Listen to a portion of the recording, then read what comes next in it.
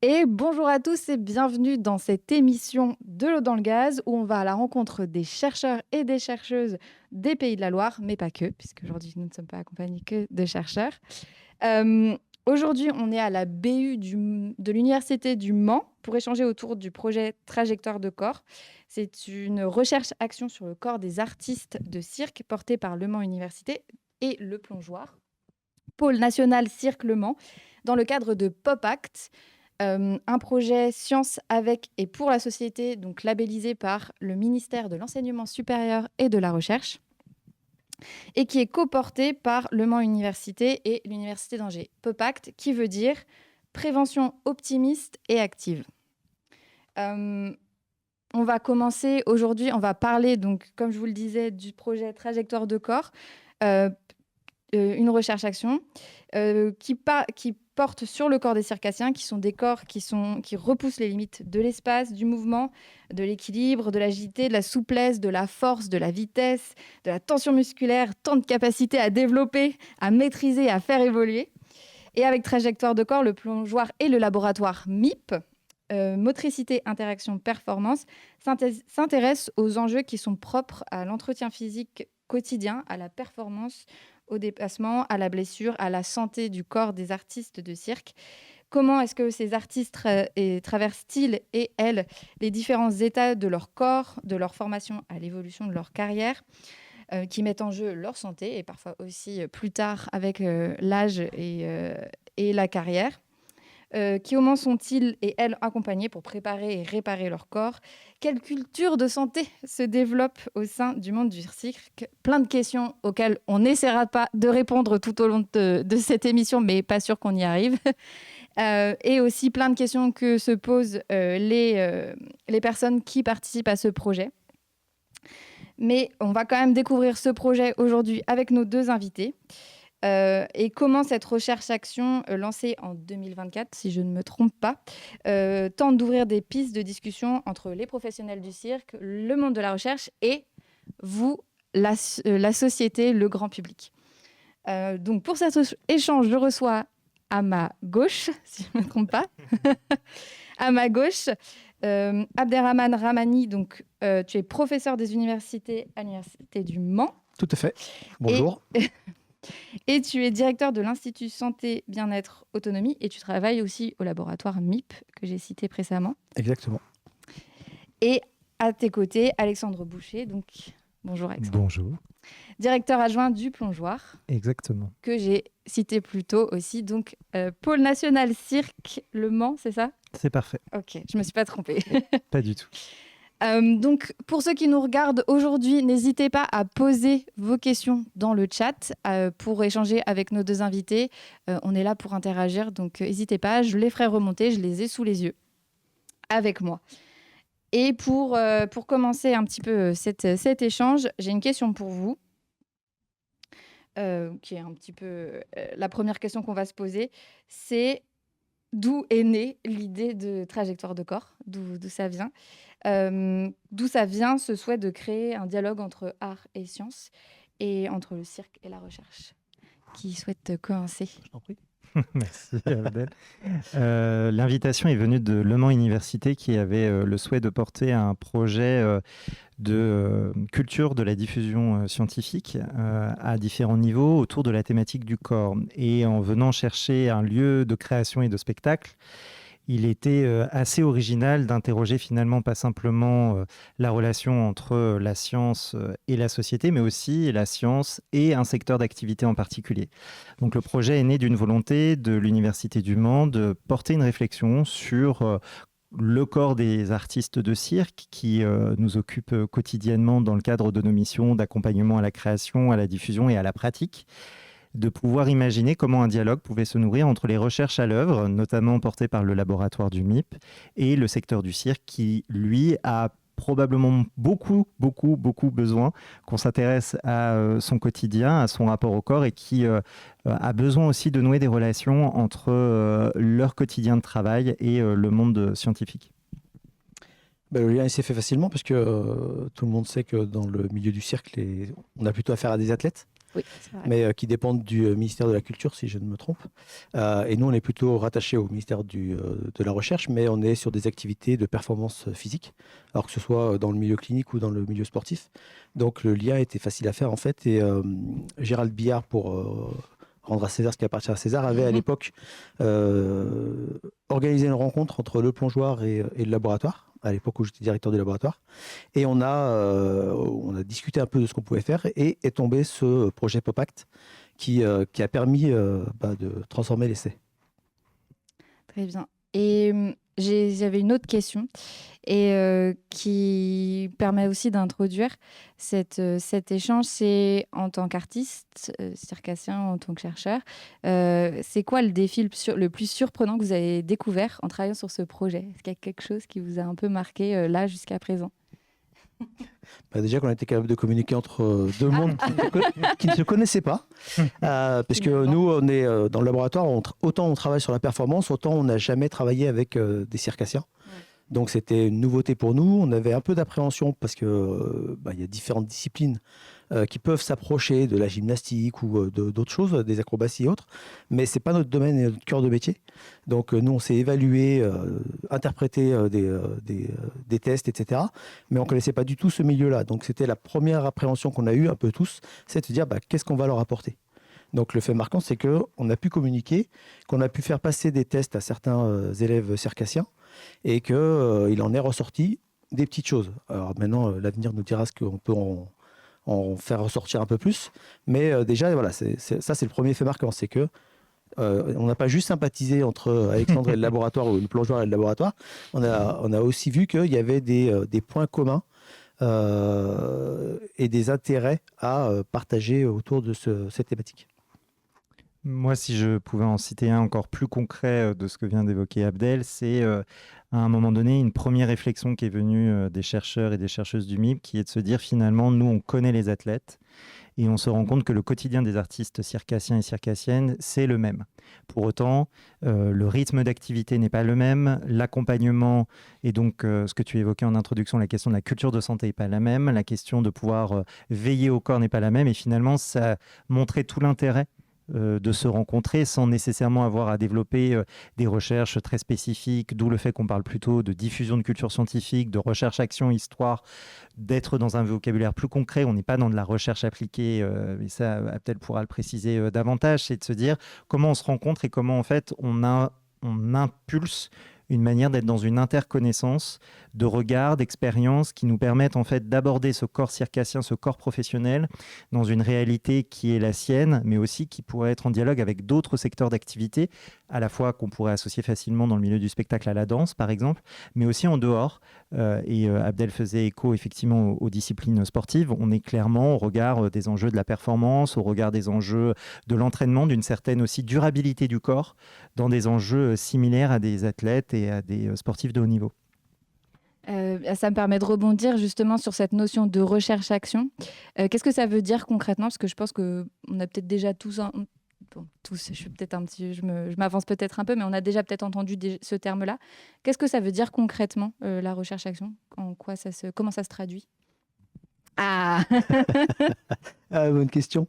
En recherche, on se base sur des projets et sur des thématiques ou sur des populations qu'on va étudier, en tout cas dans notre domaine sportif. Là, la recherche-action, c'était plutôt d'aller à la rencontre du milieu du cirque et de voir quelles actions on pouvait porter et quelles connaissances on pouvait échanger. Je prends un exemple là qui me vient. On a des échanges en ce moment avec Circostéo, dont tu présenteras un peu les actions, sur la récupération après l'activité. Donc, on est vraiment dans l'action de dire, voilà, vous avez besoin, quelles sont les questions que vous vous posez, quelles sont les réponses que nous, on peut vous apporter. Et puis après, peut-être que ça débouchera sur un projet de recherche, où là, on va mettre en place une problématique de recherche qui sera en lien avec les attendus du milieu du cirque, mais aussi avec les objectifs du laboratoire. Et ça, c'est un peu plus long, parce qu'il faut passer par pas mal d'étapes pour avoir des financements, pour pouvoir mettre en place les tests avec des circassiens. Mais là, par exemple, sur les tests dont on parlait tout à l'heure, on est avec une dizaine d'élèves. On ne peut pas faire une étude avec 10 élèves et généraliser les choses. Donc, c'est un peu plus long de faire de la recherche que là, de la recherche-action, pour moi, où on va répondre à une question que se poseraient, j'emploie bien le conditionnel, les circassiens. Du coup, l'idée de ce projet-là, il y a donc cette idée de rendre compte de l'évolution du corps des circassiens, puisque souvent, ils commencent très jeunes et puis après, voilà, il y en a certains qui continuent et en font une carrière. Ça impose quand même cette pratique du cirque, elle impose quand même au corps une pression mécanique, physique, physiologique. Le corps de l'artiste circassien va quand même, peut s'user plus rapidement qu'un corps de quelqu'un qui n'aurait pas cette pratique-là. On pourrait, comme vous l'avez dit, comparer ces corps-là à des corps de sportifs de haut niveau. C'est la même chose, en fait, finalement.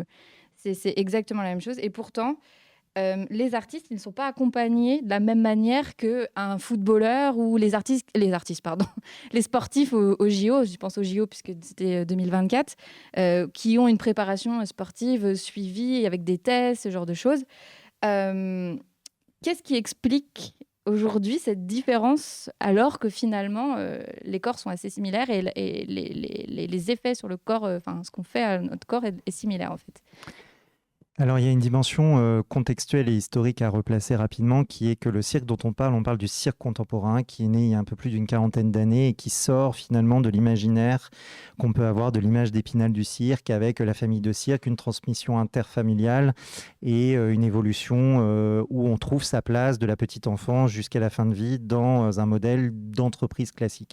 Là, on parle d'un accompagnement qui s'est structuré par des politiques publiques depuis le milieu des années 80, avec l'idée qu'il y avait une nécessité de former les artistes et donc de les accompagner tout au long de leur vie, avec une formation préalable permettant aussi à des individus qui n'étaient pas enfants de circassiens et circassiennes de pouvoir accéder à cette pratique artistique et d'en faire un métier. Ce qui fait qu'aujourd'hui, nous sommes encore un art jeune au regard de l'histoire, et notamment en comparaison, par exemple, avec le domaine de la danse, où la question de la durabilité et la question de l'employabilité est en train de se poser. De manière très contextuelle, on arrive seulement à la première génération de circassiens qui a fait les premières années de ces écoles des années 80, qui arrive à l'âge de la retraite. Donc le secteur ne s'est pas totalement posé les questions, puisque la génération qui arrive avec la fin d'un cycle, on va dire, professionnel, c'est seulement maintenant. Le deuxième effet contextuel, c'est les moyens attribués au secteur d'activité. Aujourd'hui, nous sommes sur des politiques publiques qui soutiennent la création de spectacles, qui soutiennent l'emploi par notamment l'intermittence, mais qui ne permet pas d'avoir des moyens spécifiques pour pouvoir accompagner au quotidien par des personnels du soin, de la santé, des coachs sportifs qui pourraient encadrer à la fois l'entraînement, la préparation et la récupération dont parlait Abdel, la question du soin, la question aussi de la reprise d'activité après une maternité. Tout ça sont des enjeux qui sont sous-jacents et qui sont en train d'émerger dans le secteur, où on a évidemment une culture de santé, on va dire, qui se déploie, mais plutôt de manière interrogative, plutôt qu'avec des solutions et des outils. Donc, pour revenir à la notion de recherche-action, finalement, ce qu'on est en train d'impulser dans une réflexion avec un laboratoire de recherche qui a l'habitude de ces questions-là dans un secteur particulier, c'est comment on peut, nous, du coup, les transposer en termes réflexifs, en termes d'outils, en termes de culture scientifique existant déjà, de littérature, pouvant aussi permettre de s'appuyer au-delà d'avoir une analyse plus spécifique qui pourrait être poussée, comme l'évoquait Abdel, dans une autre étude, de se dire, voilà, à quoi on peut se rattacher, qu'est-ce qu'on peut voir, quel levier on peut lever. Néanmoins, pour redire quand même, les écoles supérieures des arts du cirque sont aujourd'hui très sensibles à la question de la santé parce que, notamment dans leur responsabilité pédagogique, c'est le moment où l'âge de ces circassiens et circassiennes, c'est le moment où ils sont le plus matures physiquement parlant, qui peuvent déployer le plus haut potentiel, et en même temps, c'est le moment où ils sont le plus immatures, on va dire artistiquement d'abord, et puis personnellement aussi, parce qu'ils ont entre 18 et 25 ans, qu'ils apprennent des tas de choses, et que ce qu'on ne nomme pas aussi depuis le début, c'est que le corps du circassien, il ne se range pas comme un costume à l'issue de la représentation ou à l'issue de l'entraînement. C'est aussi le corps d'individus qui ont du coup aussi des vies, des rapports très individuels à leur quotidien, à la mobilité, à l'itinérance, à la sédentarité pour d'autres. Donc c'est tout ça que ça raconte aussi, qui n'est pas simplement le levier du travail. Ça répond très largement à la question et ça me fait, du coup, je viens à la question suivante, c'est du coup cette performance sportive, elle a très peu été étudiée aussi auparavant. Elle est finalement dans la recherche, l'art du cirque est très étudié dans les sciences humaines et sociales, mais peu en tant que performance sportive. Comment ça s'explique? Je ne sais pas qui souhaite répondre à cette question-là. Alors, comment ça s'explique, je ne sais pas. Ok, d'accord. Non, mais comment ça... Il y a deux choses qu'il faut. Il y a une chose en fait qu'il faut distinguer, c'est que je l'ai dit tout à l'heure, le circassien, c'est un artiste. Et donc, il ne dépend pas d'une fédération sportive. Et donc, dans la fédération sportive, il y a toute une ligne en partant des comités départementaux jusqu'aux fédérations nationales. Il y a plein d'éléments qui font que dans nos recherches, on est plus en lien avec des sportifs, quelle que soit la discipline, qu'avec les circassiens. Donc, nous, on est comme tout le monde, on les voit à la télé, on les voit en spectacle, mais on n'imaginait pas qu'il n'y avait pas de suivi comme il peut y avoir dans une fédération. Tu évoquais tout à l'heure les JO, tous les sportifs ont un staff technique, un staff médical, etc. Donc, dans notre esprit à nous, ils s'étaient organisés de la même manière, sauf que ce n'est pas le cas du tout. Et que, comme l'a dit Alexandre, c'est assez jeune en fait comme discipline. Donc, il y a tout à organiser, peut-être à repenser pour qu'ils puissent être suivis. Alors, parce que certains sont considérés peut-être comme professionnels, d'autres ce sont des amateurs. Donc, il y a tout un domaine qui fait que c'est pas un champ vers lequel on s'est naturellement peut-être penché. Alors, au niveau international, j'en sais rien. Oui, après. Mais au niveau national, dans les échanges qu'on a pu avoir avec le plongeoir, mais également avec tous les acteurs au niveau national, visiblement, on s'est beaucoup intéressé à la question des sciences humaines et sociales de ce côté-là, mais pas aux conditions physiques ou, on va dire, performance motrice, quoi. Oui, et puis il y a quand même beaucoup d'artistes internationaux qui viennent en France aussi dans les écoles et qui après restent, ou en tout cas, c'est un milieu où il y a quand même beaucoup de diversité de nationalités finalement. Et après, il y a une question de culture aussi. Hein. Peut-être que l'artiste, il n'a pas cette culture-là. Il se prépare aussi, de son côté. Financièrement, il n'est peut-être pas aidé pour avoir un staff médical, un staff technique, etc. Et que des discussions qu'on avait eues, il se débrouille quand même un peu tout seul. Oui. Donc, ils savent peut-être même pas que on peut faire de la recherche autre que de la recherche-action, mais de la recherche ou venir voir les laboratoires pour voir si on peut évaluer leur capacité physique, si on peut les aider à préparer leur entraînement, entre guillemets, ou leur corps à ces activités-là. En fait, ça vient aussi, je pense, de la culture de la discipline. C'est vrai qu'on est sur un secteur d'activité où finalement on est sur une culture de l'oralité et de la transmission des bons conseils, des bons outils.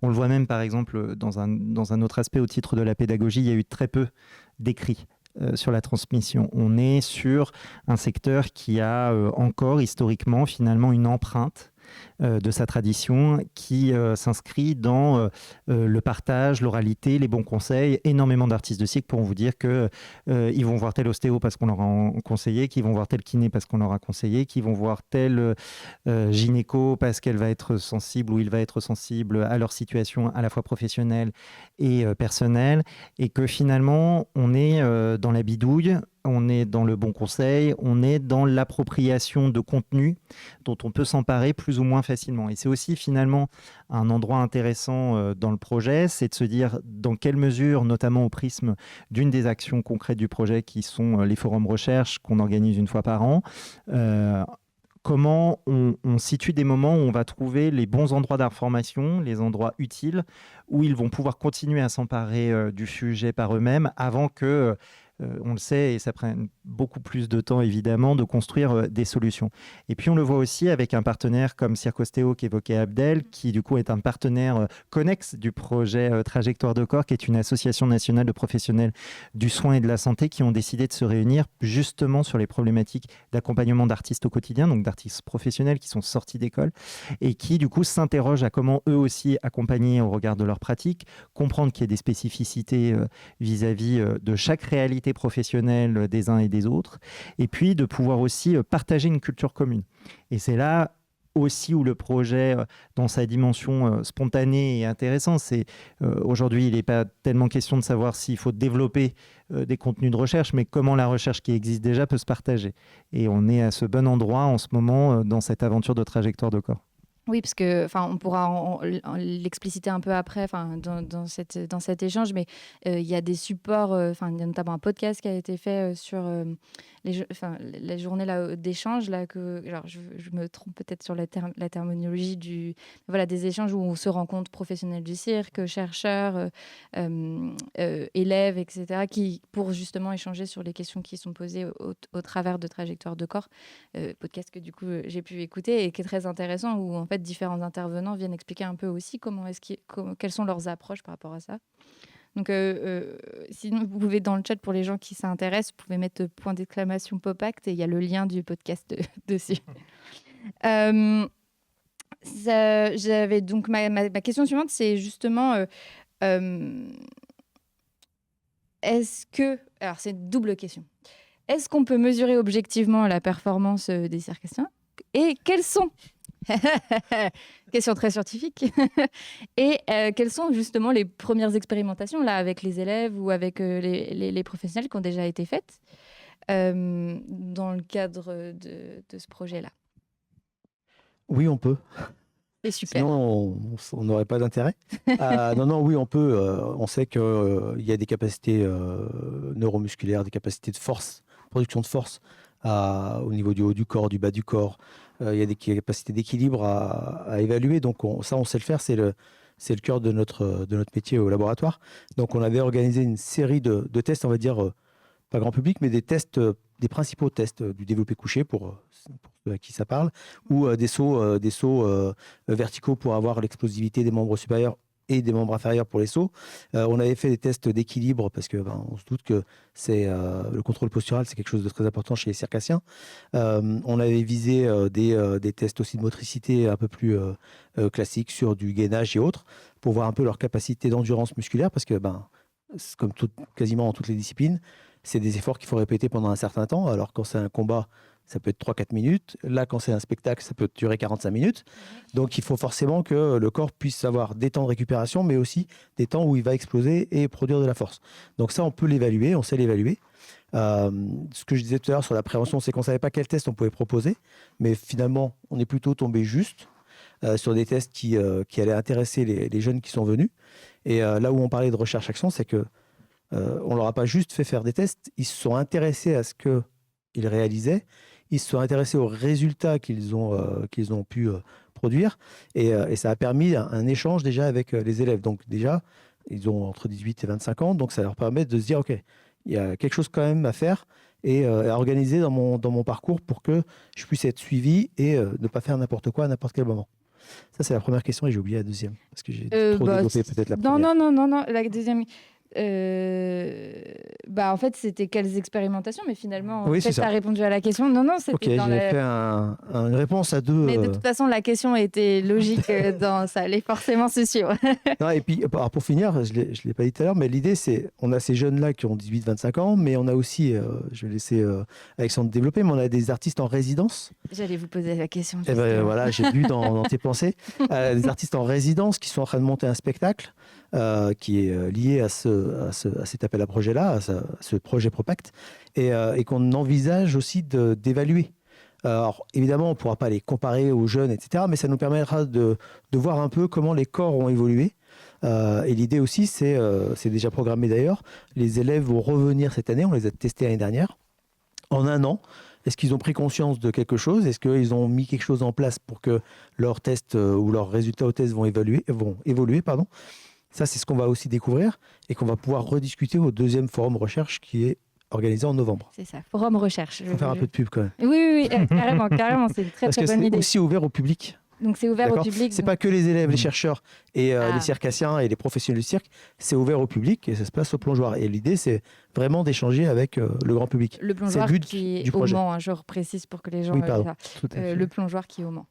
Pour rebondir sur ta question de l'évaluation de la performance, c'est une question très intéressante. Parce qu'au final, ce n'est pas simplement les réponses scientifiques brutes, réelles et concrètes que vient de présenter Abdel qui sont en fait très intéressantes parce qu'elles n'existent pas aujourd'hui. C'est aussi une question sous-jacente de est-ce que ça se mesure d'un point de vue artistique ? C'est-à-dire que les artistes de cirque ne répondent pas pour une même discipline ou une même technique de cirque, finalement à des mêmes réalités. Ils vont tendre à savoir faire des choses, mais ils vont surtout être ce qu'on appelle dans notre jargon, être auteurs, autrices de leurs gestes. Un peu comme un danseur, vous pouvez leur apprendre à tous un ballet, ils vont tous avoir une manière différente d'évoluer, même s'ils ont eu le même enseignement, le même enseignant ou la même enseignante, etc. Donc il y a à un moment donné aussi une capacité du secteur de se tendre par principe sur des questions d'évaluation ou de définition de leur travail parce que ça touche à quelque chose qui est de l'ordre de l'identité artistique et que la notion de performance pourrait venir un peu gratter de manière inconfortable et qui viendrait donner en fait une norme et donc il y a aussi cette appréhension de l'évaluation qui en fait est équivalente, et j'imagine qu'Abdel peut me confirmer, sur une situation sportive. Et donc c'est pas tant de savoir à un moment donné si on va obtenir un résultat, mais quel résultat on a pour parler du corps qui est actuellement évalué. Et c'est ça aussi qui s'est joué dans ce moment d'étude qui a permis de faire se rencontrer des chercheurs et des chercheuses du MIP et des étudiants et d'étudiants du Centre national des arts du cirque de Châlons-en-Champagne. Ça me fait penser justement dans le podcast à un moment donné, c'est une enseignante, je ne sais plus de quelle école, mais qui parle de la manière dont elle enseigne. Du CNAC, effectivement. Oui, du CNAC, c'est ça. Et en fait, elle donne plusieurs exemples d'élèves avec qui elle a travaillé. Et en fait, c'était sur la manière dont elle transmettait, donc de la manière dont elle travaillait avec eux sur, pour faire tel ou tel mouvement. Alors, je crois que c'était souvent des aériens, hein. Mais du coup, et en fait, chaque élève avait une façon différente de comprendre ça ou de trouver des moyens d'arriver au même résultat ou un résultat différent. Et elle avait essayé quelque chose avec une élève, ça avait très bien marché. Elle a essayé la même chose avec un autre élève et ça n'a pas du tout fonctionné parce que ça ne correspondait pas à sa pratique ou à sa manière de comprendre les choses ou sa manière de communiquer. Je trouvais que c'était vraiment intéressant la manière dont elle avait à l'approcher ça et dont elle présentait ça parce que finalement, chaque corps est différent, donc on ne va pas forcément... même dans certains sports, alors j'ai pas d'exemple en tête, mais je pense que chaque sportif appréhende différemment son sport en fonction de son corps et de ses capacités physiques. Plus la technique est importante, plus ce qu'on appelle la forme de corps va être différente. Un karatéka, un judoka ou autre, on peut leur montrer la même technique, et Alexandre l'a bien expliqué, ils vont pas réaliser le geste de la même manière parce qu'il y a une forme de corps. Un Teddy Riner en judo et un moins de 60 kg en judo, ils vont peut-être apprendre les mêmes techniques, mais ils n'ont pas le corps identique pour faire la technique de la même manière. Donc, ils vont adapter leur corps. Et même pour un individu, tu parlais de la transmission à un élève, dans 10 ans, cet élève-là, son corps va changer, sa capacité motrice va changer. Il va sûrement être aussi performant, mais pas avec les mêmes paramètres mécaniques ou même psychologiques pour réussir le mouvement. Donc, ça va évoluer et c'est aussi l'intérêt. Et du coup, pour en revenir sur le projet artistique, donc c'est une pièce de cirque en création, en résidence dans les espaces universitaires. Tout à fait. Donc à l'Université du Mans et à l'Université d'Angers. Oui. C'était les deux seuls espaces universitaires où ça va se dérouler. Comment est-ce que, du coup, cette démarche-là, elle s'inscrit dans le projet de recherche-action? Si on repart aux origines du projet, effectivement, quand le Mans Université est venu nous chercher, on a expliqué que nous, on n'était pas producteurs de recherche et de savoir, mais qu'une chose qu'on savait faire, c'était accompagner la création de spectacles. Et on a, au sein du Plongeoir, qui est donc un établissement de création et de diffusion de spectacles, une ligne artistique extrêmement forte où on soutient la création pour espaces non dédiés dans le cadre d'un projet plus global qu'on appelle le cirque au quotidien, c'est-à-dire comment à la fois le cirque peut se nourrir des espaces d'un territoire dans sa diversité et ne pas se restreindre à l'espace de la scène, de la piste, que ce soit sous le chapiteau ou dans une salle de théâtre, mais aussi comment ce quotidien vient nourrir le processus de création et se confronter finalement au quotidien de l'artiste. Et donc en proposant d'intervenir dans ce projet Pop-Act, nous avons imaginé que 3 artistes de cirque allaient investir sur ces 3 ans des espaces universitaires, en particulier des amphithéâtres, qui, on pourrait se dire, ressemblent peu ou prou à une salle de spectacle, avec quelques contraintes quand même, notamment pour les accroches d'agrès, notamment pour la déambulation des corps, notamment pour les moyens techniques. Et donc, comment dans cet espace-là, déjà, on allait pouvoir investir finalement un processus de création et faire en sorte que l'espace symbolique du savoir que peut être l'université est un endroit où on peut quand même y faire du cirque. Ça, c'était le premier aspect. Le deuxième aspect, dans le cadre de la recherche-action plus globalement, c'est comment leur corps, leurs questions, les sujets qu'on traite durant ces 3 années viennent nourrir le processus de création, cette fois-ci dans son point de vue qu'on appelle dans notre jargon la dramaturgie, l'écriture du spectacle, comment ils vont s'intéresser non pas simplement à faire le témoignage de leur propre réalité de corps, mais arriver à produire un sujet plus large qui permettra de faire récit d'une autre manière de ce dialogue qui se sera noué entre les chercheurs et nous, entre les circassiens et les chercheurs, et comment voilà, cette pièce de cirque va pouvoir faire ce dialogue. Et puis le troisième élément, c'est de se dire aussi comment, dans la continuité de cet enjeu de la diffusion de la culture scientifique, comment inviter du tout public à un spectacle dans une université, c'est aussi faire entrer des gens qui ne seraient jamais rentrés dans l'université, peut-être des gens qui y retourneraient après y avoir passé quelques années auparavant dans leur jeunesse, et comment aussi on reconnecte au fait que ce sont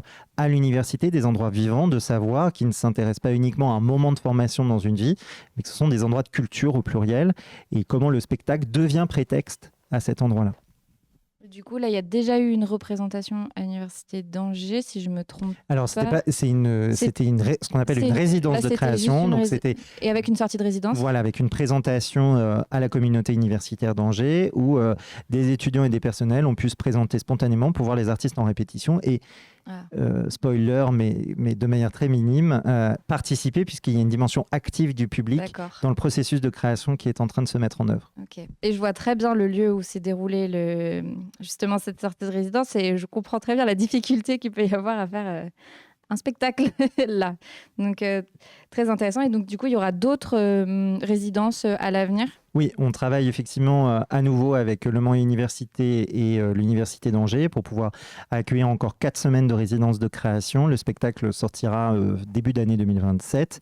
Il sera évidemment diffusé en priorité dans les 2 sites universitaires qui ont accompagné le projet. Et puis ensuite, le projet a vocation à pouvoir être diffusé dans n'importe quelle autre université en France. On travaille actuellement à rechercher des partenaires qui seraient intéressés de pouvoir accompagner le spectacle et le diffuser dans les saisons à venir. D'accord, bon, c'est noté. Le deuxième sujet suivant que j'aimerais bien qu'on aborde, c'est justement ce que j'ai évoqué au tout début, et vous l'avez évoqué un petit peu au travers de vos réponses, c'est la question de la culture de santé et de prévention dans le milieu du cirque. Parce que bon, les circassiens, ils ont quand même globalement une assez très bonne connaissance de leur corps, vu que c'est quand même leur outil de travail, et ils l'utilisent au quotidien pour dans plein de formes différentes. Ils ont une connaissance de leurs capacités physiques et techniques aussi. Et pourtant, parfois, et c'est normal, c'est un art où ils prennent des risques. Ils peuvent se blesser. Mais le risque fait partie de la pratique, de la culture. Parfois, ils se blessent. Qu'en est-il aujourd'hui de cette culture de santé et de prévention? Qu'est-ce qui existe? Qu'est-ce qui existe? Qu'est-ce qui est ressorti des discussions qui ont pu avoir lieu durant les forums recherche et comment est-ce que aussi la science peut aider ces circassiens à mieux comprendre leur corps et participer justement à cette culture de prévention et de santé? Peut-être rapidement expliquer qu'on a divisé finalement la trajectoire d'un artiste de cirque en 3 âges. Le premier âge étant ce qu'on appelait les apprentissages, à savoir, tu l'évoquais, certains artistes commencent, et c'est la majorité d'entre eux, très jeunes, dans une logique de pratique amateur avant d'arriver à une formation professionnelle et de s'insérer dans le milieu professionnel du spectacle. Donc ça, c'est la première année de trajectoire de corps. On s'est intéressé à la question de ces apprentissages, d'où le fait que l'équipe du laboratoire du MIP se sont emparés aussi en termes de rencontres avec des étudiants et des étudiantes qui sont dans une formation supérieure. Le deuxième âge qu'on a identifié, c'est le temps de la carrière qui croisent effectivement, une fois qu'on est sorti de formation, tous ces moments que tu évoques de vie, de blessures, de rythme d'activité ou d'inactivité, de maternité, de choc personnel dans une vie, de défis artistiques importants. Et puis, il y a un troisième âge qui est ce qu'on a appelé pour l'instant l'évolution de carrière, pour ne pas dire la retraite. Mais certains transforment leur rapport au corps aussi, certains quittent la piste mais restent dans le paysage de la création. Et donc ça sera la troisième année du projet. Si on en revient plus précisément à ta question, ce qui est intéressant, c'est que grâce à la rencontre avec les chercheurs et les chercheuses du MIP, on s'est rendu compte qu'il y avait un endroit qui était vraiment une question à laquelle pour l'instant on ne répond pas, qui est la question de la préparation et de la récupération. C'est-à-dire comment à un moment donné un artiste se prépare et comment un artiste récupère après un effort. Si on prend un exemple sportif, et ça c'est Abdel qui nous a éclairé là-dessus, c'est de dire un sportif il va se préparer pour une fois une performance, un match par exemple, un combat, si on prend la diversité des disciplines, alors qu'un artiste de cirque peut être amené à jouer pendant 4 jours consécutifs avec la même intensité, les mêmes besoins et les mêmes attentes. Et donc là on est dans ce nœud actuellement non pas de recherche au sens actif et scientifique du terme, mais d'interrogation collective, de qu'est-ce qu'on peut justement mobiliser comme savoir à cet endroit-là dans d'autres secteurs d'activité que celui du spectacle pour effectivement identifier des leviers, identifier des réponses à des questions qui peuvent se poser, tout en écartant tout de même la question du risque qui a largement diminué dans le secteur du cirque aujourd'hui. C'est-à-dire que les artistes poussent leurs limites, ils poussent les endroits d'expérience du risque avec les spectateurs tout en étant conscients des enjeux et tout en étant en tout cas conscients des enjeux de sécurité. Donc on est plutôt comment la durabilité du corps peut ne pas entraver le geste artistique et performatif, et comment cette durabilité du corps, elle ne joue pas simplement sur le fait de s'user assez rapidement et de plus être disponible ensuite. Tout a été dit, hein. Ok, Mais en fait, rien à l'idée, c'est rajouter. aussi que nous, d'après nos connaissances et ce qu'on enseigne à nos étudiants, par exemple, sur la récupération, sur l'entraînement, sur la préparation physique, on puisse échanger. On est plusieurs au laboratoire et certains sont spécialistes de tel domaine ou tel domaine. Et c'est l'objet du prochain forum, c'est d'essayer avant le forum, de dégager des pistes de réflexion et de voir comment on peut les aider et comment on peut peut-être leur montrer qu'il y a des choses à faire et d'autres à éviter. Okay. Mais évidemment, ils connaissent leur corps. Mais même si on connaît son corps... Mais ils sont aussi impliqués dans leur spectacle et c'est aussi leur vie. Donc, comme le sportif, c'est sa vie de réussir sa compétition. Là, c'est leur vie de se produire. Oui. Donc, il va falloir aussi qu'ils apprennent ou qu'ils voient comment optimiser, on va dire, leur performance. Oui, et puis ils peuvent avoir des chocs en dehors du spectacle ou ce genre de choses. Ça me permet juste une petite question justement. On dit qu'il y a, vous avez divisé en 3 phases de vie un peu des artistes circassiens, mais il y a quand même des gens qui arrivent plus tard dans cette pratique-là. Est-ce qu'il y a dans l'idée d'étudier justement les corps de ces gens-là qui vont qui n'ont pas du tout potentiellement les mêmes capacités que quelqu'un qui a commencé quand il avait 3-4 ans et parce que le corps il est déjà peut-être plus vieux, moins souple, toutes ces choses-là. Est-ce qu'il y a potentiellement de la recherche là-dessus? Il y aura. En tout cas, nous, la question, elle ne se pose pas encore à cet endroit-là. Pour la simple et bonne raison, c'est que pour l'instant, on s'est mis dans un mode de réflexion qu'on appelle, nous, de filière. C'est-à-dire comment, d'étape en étape, chaque acteur qui fait partie de ce paysage de la création et de l'accompagnement des artistes de cirque se situe pour pouvoir comprendre une évolution. Et là, l'exemple que tu donnes, c'est effectivement le cas. Hein. Il y a un certain nombre d'artistes qui parfois n'ont pas eu de pratique amateur, arrivent en école supérieure, mais en ayant parfois des bases plutôt en gym ou en danse plutôt qu'en cirque, et donc du coup ont un parcours mais ont déjà une technicité. Là, ce que tu décrivais, c'est plutôt des artistes qui auraient peut-être une expérience professionnelle dans d'autres secteurs artistiques, le théâtre, la danse, la musique, et qui d'un seul coup seraient dans une pratique physique du cirque. Les enjeux vont plus être tout à fait les mêmes pour nous, parce qu'en fait, l'usure du corps va être à reprendre de sa base à lui dans une spécificité, plutôt qu'une population qui va avoir des modes de fonctionnement et des modes d'apprentissage qui leur sont propres. Dans ta question, on va se rapprocher plus du sport santé, où toutes les disciplines sportives, sans les nommer, ont un domaine un peu plus adapté pour les personnes qui arriveraient sur le tard, on va dire, entre guillemets, mais qui ont envie de mettre leur corps en mouvement. Donc on n'est pas du tout sur ces domaines-là. D'accord. Bon, c'était juste pour Mais c'est une bonne remarque quand même. J'y pense parce que moi, je suis dans un environnement des gens justement qui ont 30 ans et qui se mettent à pratiquer le cirque et qui veulent en faire une profession. Donc, c'est pour ça que justement, je me posais cette question-là. Et il y avait une autre question aussi qui me venait justement sur cette question de la culture de santé et du suivi qui peut être fait. C'est notamment le fait que, vous l'avez dit tout à l'heure, les artistes sont souvent en itinérance et puis ils se débrouillent un peu tout seuls, quoi. L'équipe, c'est eux qui montent, c'est eux qui démontent, c'est eux qui font le spectacle. Enfin, voilà. Quelles conséquences ça peut avoir, notamment justement sur ce suivi et sur comment dire, sur leur performance, par exemple aussi. Est-ce que c'est déjà des questions auxquelles vous avez eu déjà des échanges là-dessus?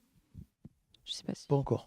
Pas encore. Pas encore. Après, ce qu'on peut nommer, c'est que c'est deux choses. À la fois, il y a la question du personnel qui peut les accompagner. Et c'est ce qu'on évoquait autour de Circostéo, c'est-à-dire comment notamment cette association s'est mise dans une dynamique de monter un annuaire national pour que les artistes puissent avoir en ligne, quand ils sont sur tel territoire, identifier déjà un professionnel qui va avoir une attention spécifique à leur pratique et qui ne va pas leur dire monsieur ou madame, il faut arrêter, hein, voilà. Vous êtes abîmé, vous êtes usé, et puis si vous voulez continuer, il faut arrêter, quoi. Voilà. Donc ça, c'est un premier axe. Le deuxième axe, c'est la responsabilité des lieux qui accompagnent les artistes. C'est-à-dire, c'est tout ce qui va être invisible. Et c'est là où il y a cette complexité du projet entre, on va dire, des réalités socio-contextuelles et des réalités physiques précises, propres à la physiologie, propres au parcours des corps. Et nous, en tant que lieu, on a effectivement une responsabilité d'être vigilant à des endroits tout bêtes. Si on évoque la question d'une équipe artistique sous chapiteau, qui va du coup, comme tu le nommais, se déplacer, monter son équipement de représentation, répéter, jouer, démonter et repartir. On est sur une temporalité où on n'est pas simplement sur le moment du spectacle, où il va falloir être prêt dès le matin pour jouer le soir, mais qui a l'avant pour le corps et l'après pour le corps. On en revient à cette question de la récupération et la question de la préparation, mais qui va au-delà de la question du spectacle et qui va aussi sur la question de la prise de charge matérielle, qu'on peut du coup associer pas simplement aux circassiens, mais au personnel technique. On va être aussi sur les questions d'itinérance, de route, de fatigue, au déplacement, au fait aussi d'être isolé sur une longue période de son espace de vie, parfois coupé de sa famille. Voilà. Et tout ça, nous, c'est des enjeux qu'on traverse en discussion avec les équipes artistiques, notamment dans l'écriture de tournées, dans le fait aussi de rassembler des périodes de diffusion pour limiter les temps de trajet, pas simplement pour des raisons éco-responsables, dans une cohérence territoriale, mais aussi pour des enjeux de santé, la question du nombre de représentations qui vont être présentées. Et puis, on reste dans un modèle économique extrêmement tendu. Et donc, les enjeux qui sous-tendent aussi des réalités de corps pour les artistes de cirque sont aussi des moyens manquants pour pouvoir exercer correctement leur activité avant même de penser au fait qu'il y ait personne qui pourrait les accompagner. Ça s'appelle un plan d'entraînement en fait après le reste. Bah oui. Quand on a réglé tous les soucis, on va dire, du quotidien, que ce soit avec des ostéos, des kinés, ça peut se faire à distance sur les préconisations, évidemment, pas sur les massages et autres, mais on peut toujours trouver un kiné ou un ostéo à l'endroit où on est. Mais s'il y a un plan d'entraînement et de préparation, déjà, ça peut peut-être probablement aider l'artiste. Après, le quotidien fait que ça rajoute une charge mentale qui est différente de s'il est accompagné par un staff, comme on l'a dit tout à l'heure. Peut-être qu'un jour, ça arrivera, on ne sait jamais. Pour avoir le modèle, peut-être. Oui, peut-être que le modèle évoluera où il y aura vraiment tout un staff pour les artistes. Ce serait top, mais bon, on verra.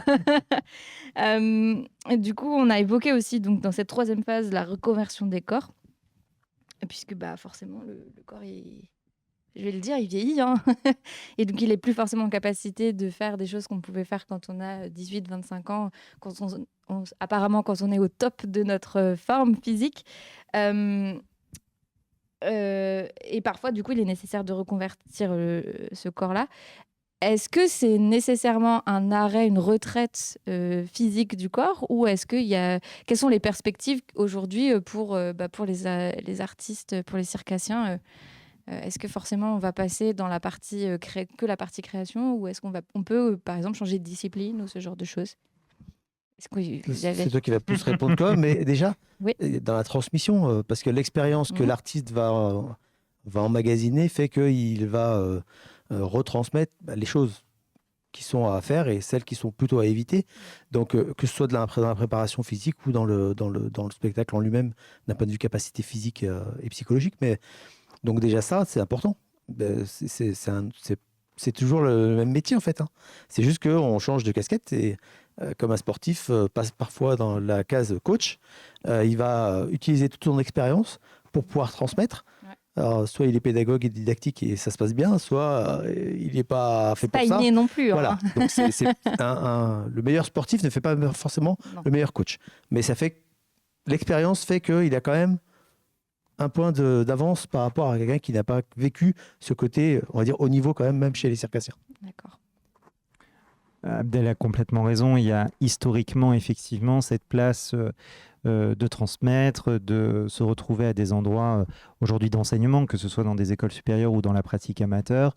On voit ces profils-là exister, un peu moins quand même qu'auparavant, mais c'est un profil qui existe. Ensuite, on voit que effectivement se reconvertir dans une trajectoire artistique, ça a été longtemps, et je vais faire un peu de caricature, mais pour aller vite, de dire on passait de l'acrobate au clown lorsqu'on était vraiment plus en situation de pouvoir être dans la performance physique, mais tout en gardant finalement un corps qu'on pourrait appeler acrobatique et qui va pouvoir jouer malgré tout dans un rapport au sol, à la chute, à l'équilibre, au déséquilibre, etc. etc.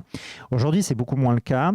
Ça a été le cas encore il y a quelques années sur certaines générations, mais on voit plutôt des artistes qui s'interrogent soit sur la place qu'ils peuvent occuper dans finalement la mise en scène, l'accompagnement, le regard extérieur, et qui peut toucher finalement à quelque chose de très technique que vient d'évoquer Abdel, qui peut être sur la discipline, qui peut être aussi sur l'écriture d'un mouvement, du développement de vocabulaire, etc.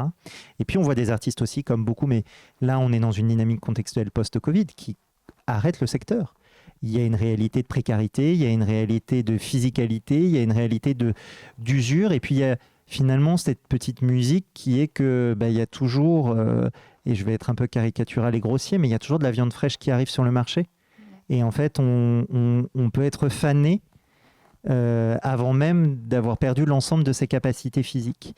Et donc, il y a une réalité du vieillissement qui est la représentation. On est aussi sur des secteurs comme des secteurs professionnels moins artistiques, sur des enjeux aussi de représentation des métiers, sur la question notamment, si on fait une autre analogie dans laquelle les femmes sont victimes, la question d'une femme artiste qui ne sera pas prioritairement choisie si elle est en retour de maternité, parce qu'on va s'inquiéter de sa condition physique, de sa capacité à, etc. Donc on touche à plein d'endroits avant cette question du vieillissement, d'où la formulation de l'évolution de carrière, de comment, au final, les artistes de cirque sont finalement, avant même qu'eux puissent évaluer leur réalité de leur condition physique sur des enjeux de fin ou d'activité minorée. Parce que je rebondis sur la question de la maternité, puisque c'est quand même une grosse question, et je pense que c'est pas que dans le milieu circassien. C'est quoi véritablement, en fait, ça épuise le corps, en fait, et c'est très difficile de se remettre dans une pratique après. Ça met beaucoup de temps, ou ça dépend des gens. Est-ce qu'il y a des études là-dessus, sur ce sujet-là, justement, des personnes Je me garderai de répondre. Je ne connais pas assez le sujet pour dire des banalités ou des fausses vérités. C'est vrai que c'est une question, je pense... C'est une question importante qui se pose même dans le milieu sportif. Hein. Mais sur le retour après une grossesse, il y a pas mal d'exemples au niveau sportif où ça se fait. J'imagine que ça se fait. C'est une prise... Oui, ça se fait. Ouais. Et est-ce qu'il y a des personnes... Ce qu'on voit dans le cirque, en termes... Et pareil, je me garderais bien d'avoir un discours de généralité, mais ce qu'on voit, c'est qu'il y a des enjeux d'abord d'employabilité. Une femme va déclarer le plus tard possible sa grossesse pour éviter d'être désembauchée ou de ne pas être embauchée sur un projet artistique. Une femme va se retrouver isolée dans l'accompagnement au retour d'activité. Si elle n'a pas d'espace d'entraînement quotidien, si elle est notamment sur un agrès spécifique et qu'elle ne peut pas l'installer chez elle, etc., et qu'elle n'a pas d'espace d'entraînement à proximité, elle va se retrouver entravée dans sa reprise d'activité qui peut être plus longue et du coup qui va peut-être aussi la sortir du jeu pendant un temps au lieu de la remettre dans une situation d'accompagnement. Et on touche à nouveau à l'exemple qu'évoquait Abdel sur la question du secteur sportif, quand il y a un staff qui est là pour prendre en charge finalement comme une blessure, comme un parcours de vie extérieur à toute réalité dans le cadre du travail, mais qui va pouvoir, soit d'un point de vue de la santé mentale, soit du point de vue de la santé physique, prendre en charge finalement le processus du moment qu'il y a un fait et du moment où qu'il y a une trajectoire de fait et qu'il y a besoin de travailler la suite, et ben, c'est pas la même quand on est un peu tout seul. En l'occurrence, un peu toute seule. Un peu toute seule, oui. Oui, parce que finalement, il n'y a pas toujours des compagnies. Enfin, c'est pas tout le temps des compagnies. Des fois, c'est des artistes seuls qui vont se regrouper pour des projets. Ça fonctionne comment à ce niveau-là ? Alors, majoritairement, les équipes artistiques aujourd'hui en France, grâce à une politique publique de structuration de ce secteur, on a un peu plus de 600 compagnies de cirque contemporain en France aujourd'hui. On est sur des regroupements forcément d'artistes. Mais les artistes ne travaillent pas que pour une seule compagnie. Ils peuvent être amenés à être interprètes dans une compagnie, interprètes dans une autre, remplaçants ou remplaçantes dans une troisième. Et donc, en fait, leur employabilité tient à leur capacité à pouvoir justement être en conditions physiques dans des réalités de spectacle et dans des réalités de projets très différents. Donc même s'ils sont rattachés généralement à une ou deux compagnies, elles ont cette mobilité pour à la fois faire leur statut, pouvoir avoir leur rémunération et pouvoir continuer à exercer leur activité le plus longtemps possible. Donc on se retrouve forcément dans des organisations. Mais ces organisations-là ne sont pas pour autant protectrices. D'accord. Bon, ça pose quand même beaucoup de questions. Il y a encore plein de choses, il y a encore beaucoup de choses qui vont être travaillées, j'imagine, et changées au travers de ce projet-là. L'idée, quand même, c'est de faire dialoguer le monde de la recherche, le monde du cirque, la société. C'est les trois gros pôles. Donc, c'est pas seulement un dialogue entre art et sciences. Dans quelle mesure le dialogue il est proposé aux citoyens ? Comment est-ce que les gens qui nous regardent, moi par exemple, je peux être impliquée dans ce projet-là et comment est-ce que je peux être amenée à échanger aussi voilà, qu'est-ce qui est mis en place ? L'action, c'est les forums recherche qu'on organise chaque année. On a organisé un premier l'année dernière en septembre 2025.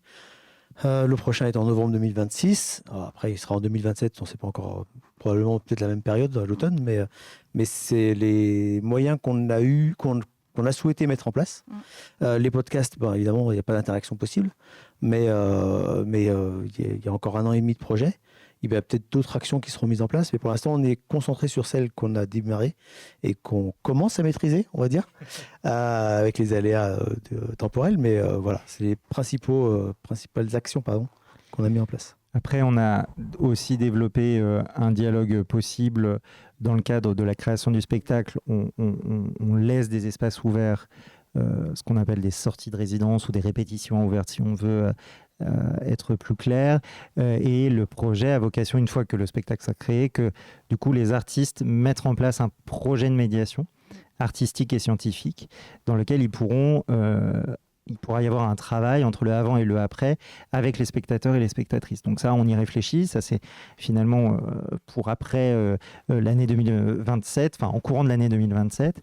Et puis, finalement, même si tu définissais ces 3 pôles, le secteur du cirque est la société. C'est-à-dire que finalement, il est conçu pour nous en termes de paysage comme une population n'ayant pas accès, ou en tout cas n'ayant pas le réflexe et l'habitude d'avoir accès et contact avec le milieu scientifique. En tout cas, pas sur les enjeux physiologiques où, comme tu l'évoquais, on a plus aujourd'hui dans le paysage de l'université française des études qui correspondent soit, on va dire, à l'art du spectacle, soit aux sciences sociales, et que là, en étant sur un autre champ, un autre point de vue de ce secteur d'activité, c'est aussi sensibiliser l'ensemble de ces professionnels, artistes, accompagnateurs dans les compagnies, pédagogues dans les écoles, l'association Circostéo, les politiques publiques. Il y avait notamment la DRAC Pays de la Loire qui est très attentif à ce projet-là pour comprendre aussi des choses qu'elle ne maîtrise pas nécessairement sur le quotidien des artistes. Ce sont aussi des acteurs de la société au quotidien dont ils peuvent aussi avoir finalement un intérêt à s'intéresser au projet pour toucher de manière accessible des contenus et des espaces de réflexion qui sont à l'œuvre et qui permettent aussi plus tard de reconnecter et de trouver les bonnes personnes à qui poser des questions. Et donc, du coup, lors de ces forums recherche-là, c'est un peu l'endroit justement pour eux pour venir à la rencontre du monde de la recherche. Tout à fait. C'est ça. Exactement. Et du coup, petite question un peu pratique, il se passe quoi en fait dans ces journées-là? Qu'est-ce qu'on peut, quand on y va, qu'est-ce qu'on peut faire? Si on prend l'exemple du premier forum, c'était il y avait déjà, on a commencé par un spectacle, Évidemment. ce qui était déjà très bien. Ensuite, on a eu des conférences, alors pas que des chercheurs. Et les chercheurs, on leur a demandé de vulgariser un peu aussi le propos, parce que on sait que l'image qu'on peut avoir, mais en fait, l'idée, c'est de vulgariser pour expliquer les rencontres qu'on a faites, tout ce dont on a parlé aujourd'hui, depuis tout à l'heure, c'est de voir les sujets qu'on met sur la table, notre rapport scientifique, l'apport du côté circassien, l'apport du côté même transmission, puisqu'on avait au premier forum une prof de PS qui était là pour expliquer aussi comment les métiers du cirque étaient, pas les métiers, mais l'activité circassienne était transmise aux élèves, parce que c'est dans le programme de PS. Donc voilà, et là, donc il y a des conférences, des tables rondes, et l'idée, c'est aussi que le public, à un moment, puisse discuter avec nous. Puisque, comme dans toutes les... on va dire dans tous les forums ou dans tous les congrès, on a une partie présentation qui est suivie d'une partie discussion. D'accord. Et l'idée, c'est pas que on soit que nous à discuter avec nous. Entre nous, c'est que le public puisse poser toutes les questions possibles et imaginables qui lui viennent à la tête. Oui, et puis ça nourrit aussi, j'imagine, les réflexions pour vous dans la recherche et puis pour d'autres échanges et dans le cadre du projet, j'imagine que c'est ça aussi tout l'intérêt de ça. Tout à fait. Et puis, on a pu voir aussi un autre exemple. Il y avait des étudiants de master de l'Université du Mans qui étaient présents, intéressés notamment par ces questions-là et qui se sont emparés aussi de l'espace de discussion pour interpeller leurs propres professeurs, en l'occurrence. Mais pas que, aussi les artistes qui étaient présents ont pu interpeller pour à la fois soit parler de leur réalité à eux ou de leur point de vue ou de leur sensibilité vis-à-vis du sujet et de pouvoir les mettre en dialogue. Et c'est là où ça devient intéressant et c'est là où ça nous échappe aussi un peu. C'est-à-dire que l'objet étant de nous réunir avec des savoirs présents, qu'ils soient empiriques ou universitaires, pour trouver un autre caractéristique, et que cet échange informel nourrisse le dialogue entre les deux.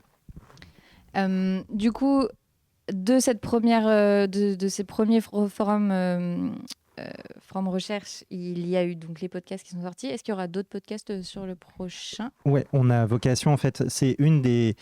Dans le travail qui est mené dans ce label Science avec et pour la société, c'est aussi des réflexions de production, pas simplement de savoir, mais aussi de traces, et de savoir aussi comment on peut s'en emparer quand on est soit très proche du projet, soit très loin, et même de manière géographique.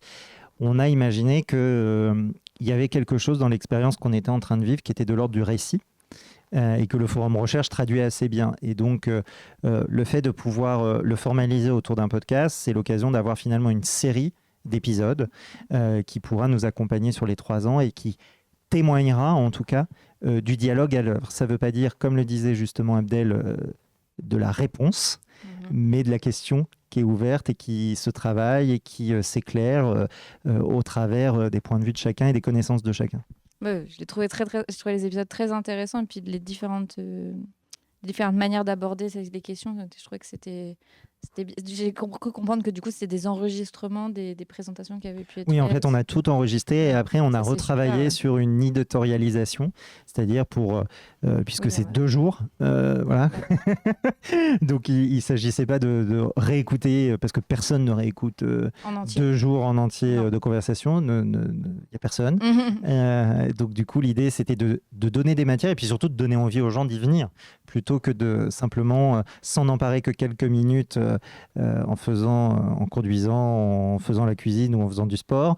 Parce qu'on écoute souvent des podcasts en faisant autre chose, mais du coup de pouvoir venir avec nous et vivre l'aventure. Sauf quand on prépare l'émission. Exactement. Et tu voulais rajouter quelque chose peut-être? Non, Alexandre a tout dit. Je voulais juste dire un petit mot par rapport aux étudiants. Ça rejoint un peu ta question de tout à l'heure. Les étudiants, c'était des étudiants en activité physique adaptée. Donc déjà, ils ont été un peu piqués au vif parce qu'on leur a fait faire les mêmes tests qu'aux élèves circassiens et pour avoir une comparaison qui vaut ce qui vaut, c'est-à-dire pas grand-chose, mais ça les a piqués un peu parce qu'ils étaient un peu moins bons qu'eux, mais parce que ce sont des élèves des étudiants en master, donc qui ont eu un passé sportif et ils ont que 22, 23 ans. Oui. Et eux se voient déjà moins sportifs, non pas à la retraite, mais moins sportifs que ce qu'ils ont été. Donc ça a permis aussi de questionner cette question cet enjeu de réathlétisation dont on parlait tout à l'heure avec les circassiens. Et ça a permis des échanges super intéressants. Donc je plaisante quand je dis qu'ils ont été un peu froissés. Ils n'ont pas été du tout froissés, mais ça leur a permis de voir autre chose. Les retours que j'ai eus, puisque moi je suis responsable du master, c'est que déjà ça les sortait de l'université, puisque le forum a lieu au plongeoir. Alors ils étaient un peu obligés de venir, mais pas forcément beaucoup obligés non plus. Mais du coup, ils participaient à ça, et ça leur a permis finalement de participer à un genre de colloque qui était en marge de leur formation et de rencontrer des gens qu'ils n'auraient pas rencontrés avec des sujets qui leur tiennent à cœur, c'est-à-dire la réathlétisation, pardon, pas un mot facile à dire, et l'activité physique, mais dans un domaine qui est plutôt artistique. Et ça c'est super intéressant. Et sur les podcasts, l'idée, c'est comme ils sont diffusés sur le site du plongeoir, si je ne m'abuse, c'est aussi que les personnes qui ont l'habitude d'aller voir les spectacles du plongeoir, je fais un peu de pub, et qui ont l'habitude d'aller sur le site, vont probablement discuter autour d'eux, et que l'année prochaine, on aura un peu plus de public en novembre. Donc c'est l'idéal, et ce serait le top. Du coup, prochain forum recherche, c'est en novembre. Quelle date ? C'est le 12 et 13 novembre prochain. Très bien. Pour les gens qui sont pas loin et qui souhaiteraient venir, ou alors qui sont prêts à faire le déplacement pour venir. Ça s'inscrit dans le cadre d'un événement européen qui s'appelle la Nuit du Cirque, qui fêtera sa 6e édition, qui est portée par le ministère de la Culture au même titre que la Nuit des musées, par exemple, où l'enjeu pour nous est d'associer ce forum à effectivement un week-end dédié au cirque, où le plongeoir a la particularité, pas simplement de diffuser des spectacles, mais aussi d'inventer des manières de faire spectacle avec la création de carte blanche. Et donc on prévoit à l'issue du forum un rendez-vous pour l'instant dont je ne peux rien vous dire, mais qui sera assez spectaculaire.